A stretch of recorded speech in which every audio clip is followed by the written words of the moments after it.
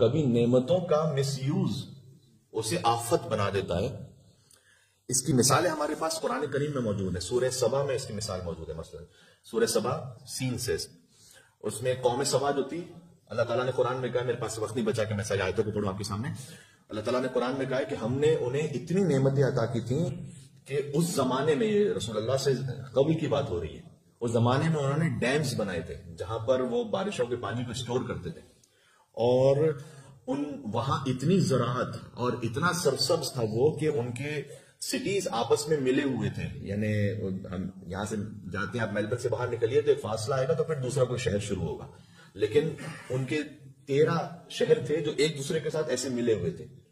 ان کی زراعتیں اور آبادیاں. ان کے پاس وقت نہیں ہوتا تھا کہ وہ ان پھلوں کو اتار سکیں. نیچے زمین پر گرتے تھے، وہیں مٹی میں مل کے ختم ہو جاتے تھے. کوئی وہاں سے گزرتا تھا تو کہتے ہیں کہ اتنے قریب قریب درخت ہوتے تھے کہ کوئی راستہ ایسا نہیں تھا کہ جہاں سے آپ ہاتھ آگے بڑھائیں اور آپ کے پاس کوئی نہ کوئی پھل نہ آ جائے. پھر کیا ہوا؟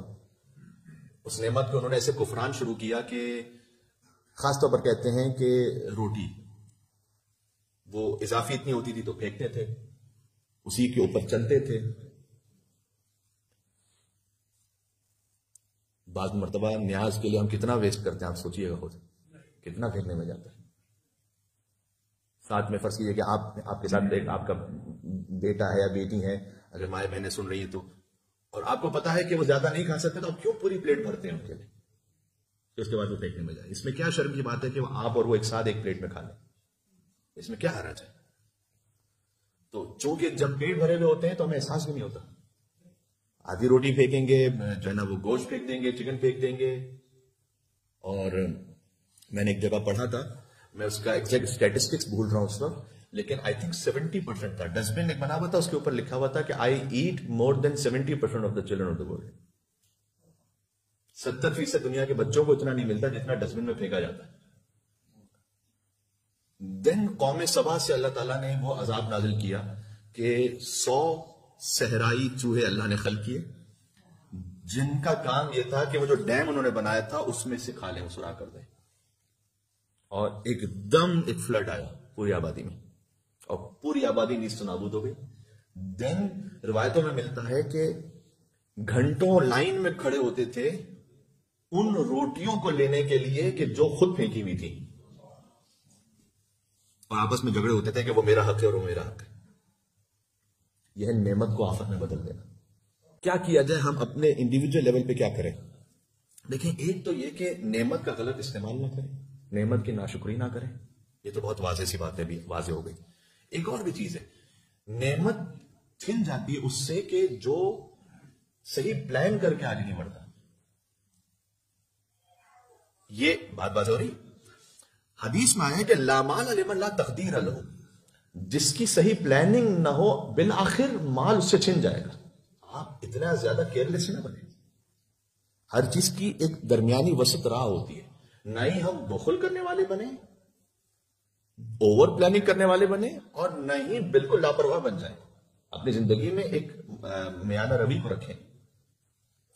یہ میانہ روی چھوٹ جاتی ہے ویسٹرن ورلڈ میں رہتے ہوئے، اس لیے کہ پتا ہے کہ اس کو کوئی فکر نہیں ہے، ادھر ادھر سے بس جہاں سے ہے وہ مل جائے، ہو جائے گا، کچھ نہ کچھ ہو جائے گا.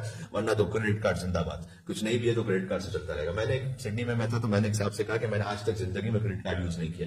تو نے کہا کہ مول صاحب میں آپ کا فقط اس بات پر ہاتھ کا بوسہ لینا چاہتا ہوں کہ زندگی میں آپ نے کبھی کریڈٹ کارڈ یوز نہیں. میں نے کہا کبھی کریڈٹ کارڈ یوز نہیں کیا زندگی میں، کبھی نہیں کیا، الحمدللہ ضرورت نہیں پڑی. اور تو جب یہ سب کچھ ہوتا ہے نا تو پھر وہ صحیح پلان انسان نہیں کرتا کہ میں چادر دیکھ کر پاؤں پھیلا. ایک بات یہ. دوسرا، لا جدید لمن لا خلق لہ. مجھے تعجب ہوا، پہلے میں سمجھتا تھا کہ حدیث کسی اخلاقی کتاب میں ہوگی، لیکن پھر جب میں نے اس کو سرچ کیا تو مجھے کتاب الکافی میں حدیث ملی گئی. اس کا مطلب یہ، اس کو سمجھانے کا وقت نہیں ہے ڈیٹیل میں، لیکن اس کا مطلب یہ کہ جو پرانا استعمال نہ کرے اس کے پاس نیا نہیں آئے گا.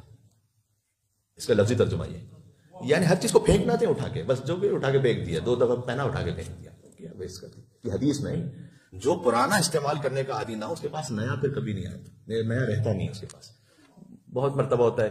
ایک مثلا لیڈیز نے کوئی پرس لیا ہے, 2-3 جگہوں پر استعمال کیا, پتا نہیں یہ تو پرانا ہو گیا, چھوڑ دو اس کو, اس کے بعد دوسرا لیں گے, تیسرا لیں گے, چوتھا لیں گے. یہ سلسلہ کبھی نیور اینڈنگ ہے. یہ وہ ہے کہ جو بالآخر نعمت کو آفت میں بدل دے. انشاءاللہ اللہ تعالی ہمیں قرآن اور اہل بیت علیہ السلام کی تعلیمات پر عمل کرنے کی توفیق عطا فرمائے.